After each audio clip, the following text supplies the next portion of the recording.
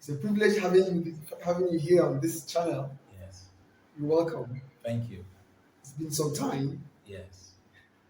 I hope it's going well up there in South Africa. Yes. South Africa is good. It's a different community and culture from South Africa, from Nigeria in a lot of ways. But I've been there for long and also enjoyed it, and also the mission for being in South Africa in itself, which is the most important thing. Yeah, that's beautiful. That's beautiful. So, family, I'm here with my brother, my immediate elder brother, Solomon Ashon. So here, I brought him so that he can share with us his journey with God. God has taken him through a lot. Very wonderful testimony. The act of God in the lives of ordinary people.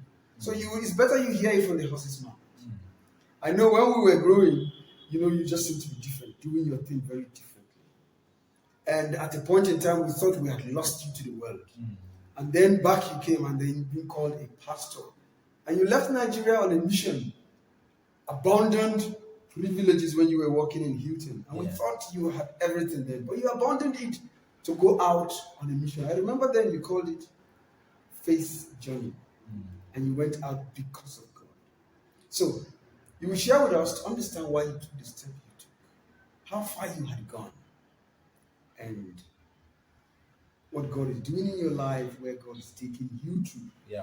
So, when we were growing up, you were very much different. So, how far off did you veer? At what point did you really miss it in retrospect? I mean, growing up in a Christian home where church is part of a weekly schedule, not just Sunday, but you go to other churches' activities, go to Boys Brigade. Sometimes you're part of choir. And even before church, there was home. Home, every morning you wake up, you pray together as a family, you read scripture. At the end of the day, in the night, you do the same thing. So you grew up with the consciousness of God. And God is a permanent fixture in your life. And coming from a home, where I have brothers like you and all that. And one thing with children is everyone is different and unique. And sometimes parents don't understand that, or they want to put every child in the same sort of like box. Yeah, that's right. That's right. And you wouldn't blame them for that, because that was all they knew. They didn't know about growing up. For them, that was the only example they saw. So for me, it wasn't an intentional thing. Maybe when I was like 6, 7, there are certain things that I wanted, and I felt I want to enjoy,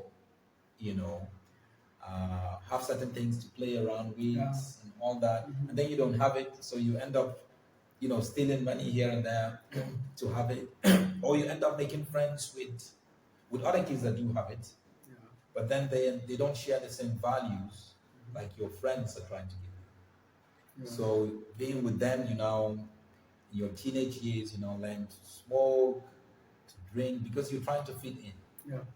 And I think also there was the influence of music. Music played a huge influence, especially rap music. Music in itself is great. It's the content of the music that isn't great. When you listen to hip hop music that just talks about women, drinking, sex, and all that, you listen to it over and over again, you're going to believe it, because it's going to go into your subconscious mind, and it's going to now begin to redefine your values. So instead of following the values that your parents were trying to instill in you, which is biblical, now you begin to get these sort of values. And I think as at that point also the church didn't understand the role of music, or the role of art, or the role of just somebody trying to be different, artistic in a way, so they expect you to fit in there. So I think for me, it wasn't an intentional detour that I took. I was just following me, myself. Um, and it's it's you tend to, on the journey, you tend to get one or two people that understood you at that point. But society will not understand you, because at that point the society was totally different. Maybe now it's a little bit better, but society was totally a little bit different. If I had the options, I never wasn't introduced to like rap music that is like gospel at that point. Maybe if I had that, then it's gonna be different. If I had dancing in church in a certain way where you get the platform to do that, maybe it's going to be different. So you don't have it here, so you now have to jump. And unfortunately, when you jump out, there's quite a lot of risk with your spirituality. Yeah. I remember when you were much younger, you would come back home with a lot of toys, from your friends. And I know you would hang out with the children of the privilege. Yes. Yeah. They have all these things. Yeah, that's right. That's right. So, in retrospect, really now I understand better. And I know that at that point, though we felt bad about your attitude, but even the society wasn't lenient, like you said, wasn't really understanding. The society saw you as a black sheep. Yes. So, how out of place did you feel when we did not understand you, and how did it push you further away? I didn't really feel out of place, even though I was out of place. I felt, but it wasn't. I'm not a bitter person. I don't try to retaliate. I don't try to pity myself in any way. I just feel this is the direction I'm taking, and I believe in it. So I focus on it. So whatever society was thinking, obviously you would hear people say things and all that. But for me, it was just a case of, my conclusion was, I was misunderstood.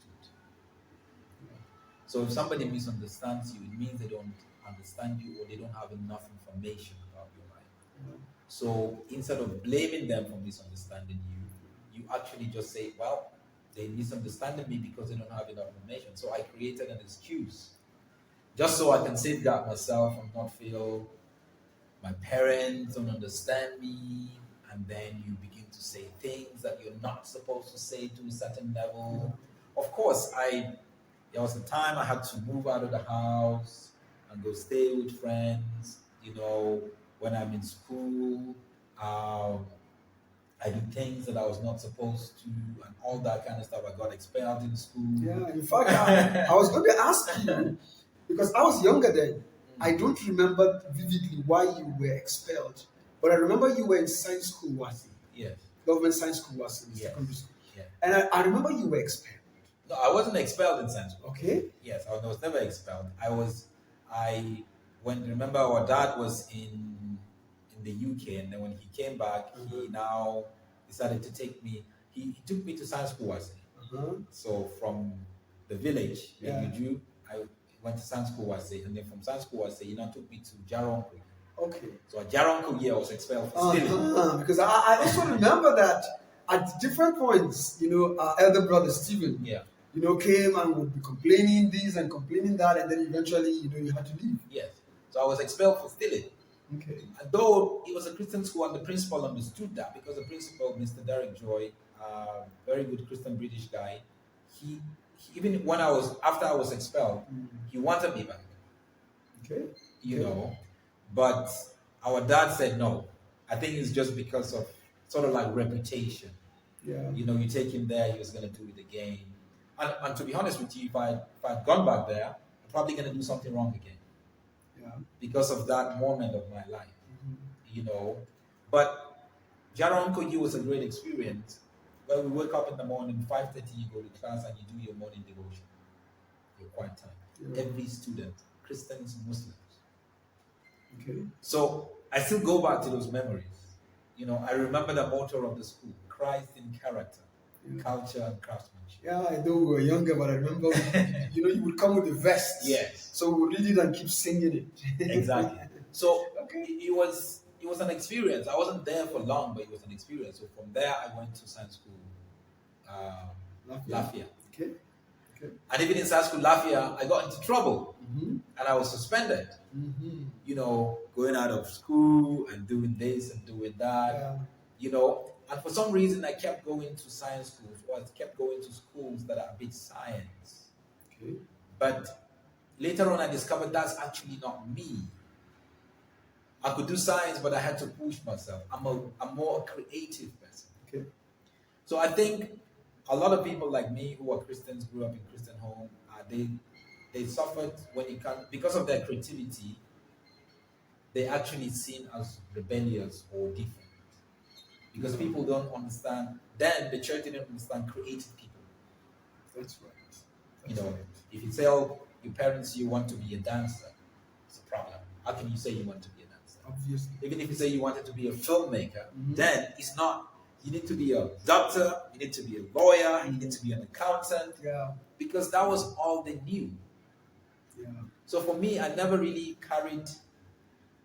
I don't have any like trauma and bitterness from my childhood. Okay. You know, in spite of what happened. Yeah. I don't have uncles or aunties or people in society that I look at them now. It's like, this one. Mm. I still have a bit of a hate for them. Yeah. I know I did wrong Yeah. in so many ways in trying to discover who I am, Yeah. but at the same time, you try to give people benefit of the doubt, and I think I'm glad that I learned that very early. Okay. Yeah, So from science school Lafayette, you graduated. I graduated. Then you went to the Plateau State Polytechnic, if I remember. well. Yes, I went to study science and technology. Yeah. Now I remember your days then. That you had a nickname. Yes, yes. Yeah. They called me Bottle, Bottle. Kolba, Kolba. Botula, Mhm. Botule. Everybody. I was given that name in science school. In Lafayette, Okay, from Lafayette. because I played basketball, Okay. and there was another guy who was in the College of Agriculture then in Okay. Lafayette, whose real name is Sule Kolba. Okay. You know, Yeah. so they now said, I played like him. Okay. So that was how the name came. Okay. You know, a lot of people thought the name came from drinking and all that. Same with me. I Same with me. wasn't a big drinker. You know, I was never really a big drinker for some reason. I just drank when I went to parties and all that. But I wasn't the kind of person that would drink, and all that kind of stuff. I smoked weed for some time. I smoked cigarette for some time, and then I stopped, and then all I smoked was weed for some time. But looking back, to be honest, a lot of that was just because of, the friends I was hanging out with. Okay. It wasn't something that I would say I enjoy, because I remember, and obviously I remember before I left school, before I left Plateau Polytechnic, even the Plateau Polytechnic, before we even get there, Plateau Polytechnic, I was science and technology. Yeah. It was a struggle because that's not me, and I wasn't focused. Mhm. I wasn't focused. Mhm. And then I had to move to business administration, which didn't go well. Mhm. And then I had to go back to the main campus, Mhm. now into tourism. Yeah. Now, before you went into tourism, how did you? Because at a point, if I remember well, Mr. Boy of blessed memory Yes. called the attention of our dad, of the family, that though you were in school, but you were given the school headache. Yes. That it was as if you were not even being in school, as if you were suspended or expelled or Yeah. something like that. Yeah. There was a commotion where there was some sort of a riot, protest on the main campus back then. Okay. And things were damaged. Okay. And the school had to be closed, shut down. And then everybody now had to go home. I remember they had to call us to appear before the disciplinary committee. Okay. And our names appeared in the newspaper. Some guys were expelled, just straight out. Yeah. But some of us were asked to come back. And what happened was, because I was sort of like popular on campus. Yeah. Okay, on campus, I was the guy that put together parties. Yeah. So we heard. When you have matriculation, Um, when you have convocation, when you have Valentine's Day, when you have any special whatever, I know how to get the music going, get the guys and get the girls, get a hall and all that, and I to be honest, I made money from it. How bad were the parties? it was it was not really bad. Okay. Yeah, it was not extreme. There was one that I did. I remember when Tupac Shakur died. We did the popular Tupac. We did a party in the Kuru campus, and it went bad a bit, and there was gunshots and all that around 2 a.m. So we had to shut down. Okay. I took my money and just sneaked and ran away. But on the main campus, when I came close to being expelled. But the truth of the matter is, I was not involved in that riot at all. Okay. Actually, I was there. I watched. I didn't do anything. Okay. Well, we never knew as a violent person actually. No, I didn't do. We never I knew. didn't do anything. And I remember I was with my girlfriend then, and I just quietly left because I knew my name was gonna come up. Because obviously, you look at who are some of the bad guys on the campus? Yeah. They must know something. But to be honest with you, I met some of the guys that were involved, and they sort of like destroyed some of the cars and took the rear view mirror. They even brought it to me. They wanted to sell it and stuff like that. I came across that, but I never took anything and did that. But on campus, because of the way we carried ourselves, you could see that we had this hairstyle going on. We had earrings. Earrings then was a big thing.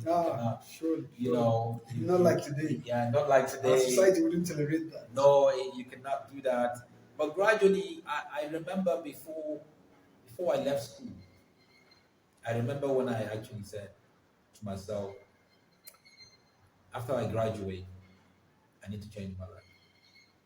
Okay. Just out of something. It's like life cannot go on like this. After you graduated? After my diploma. Okay. Yeah. Now, you left the lab science. Yeah. And went in for tourism. I went in for business administration. Okay, business administration first. Which was a wasteful year. Okay. Because at the end of it, they told me I was not even supposed to be in that. Wow. Okay. So I now went back and now said, okay, I went back to main campus and got into tourism. Yeah. Now, where did the change start? Was it after? Because I remember when I was in ABU Zaria. Yeah. There was a time that I was sent to bring you some money. And I went to the campus looking for you in Barking Ladi. Yeah. And I met a friend of mine. And when I asked after you, he started explaining, and then in fact, he asked me whether I knew you had, and you were becoming different. Yeah. Let me use that expression. Yeah. He asked me whether I knew that you were becoming different, that you are not what they knew you to be. And actually, for me, that was the first time I heard about your change. Yeah. Yeah. So, what happened? When did you make the decision? And how did it go? Were you able to come through all that with all the friends around? Yeah. Still on the same campus where you were the big man? Yeah. How did you really survive it? And how?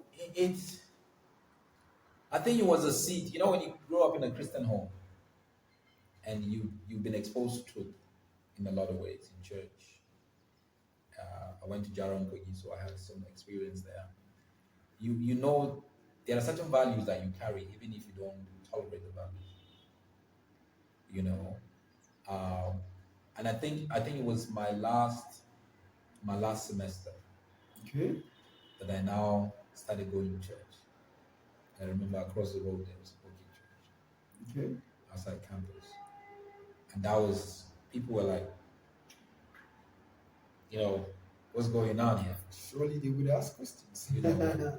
I just decided to, every Sunday I go to church. I remember my girlfriend then, I told her, she was from Lagos. And I told her, once we finish school, once I graduate, that's the end of our relationship. So I could see the change is coming.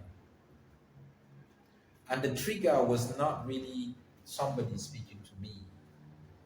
It was just more like, I could hear God's voice clearly saying, Solomon, once you live here, it needs to be a life after me. If not, you were going to be doomed.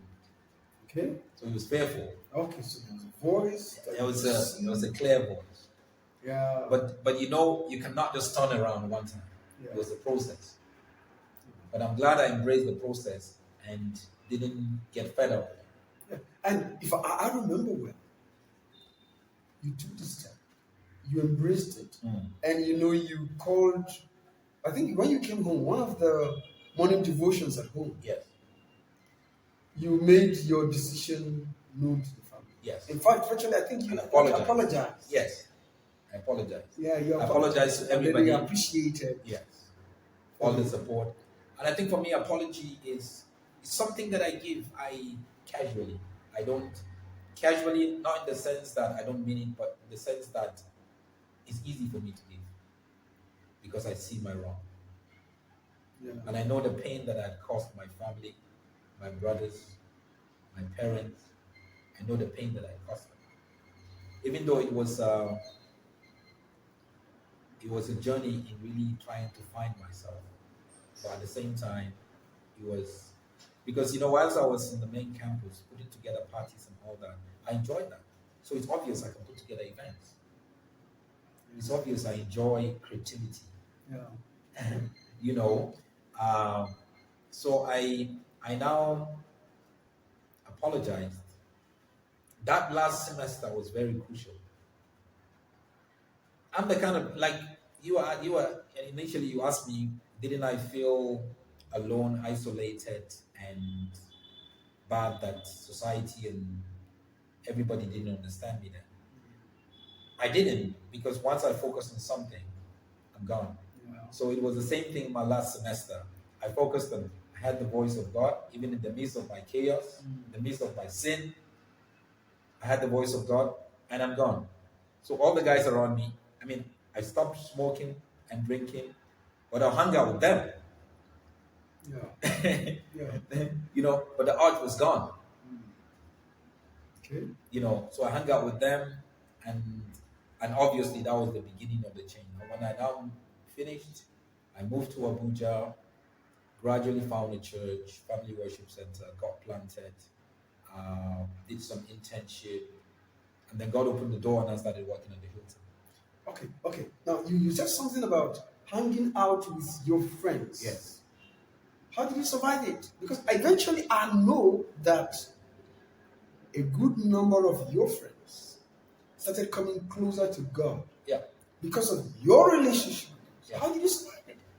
Ordinarily, it's easier for one who is down to pull the one who is up. Yeah. And you are just one amongst them many. Yeah. So how did you survive to really influence them? That must be unique. I remember there was a girl who was in school with us, and when I put together parties, she normally comes with her friends to enjoy. Someone was telling me that he met her just when I got totally changed, and told her that, look, hey, do you know, if you heard that, Sule Kwalba soup, bottle is changed.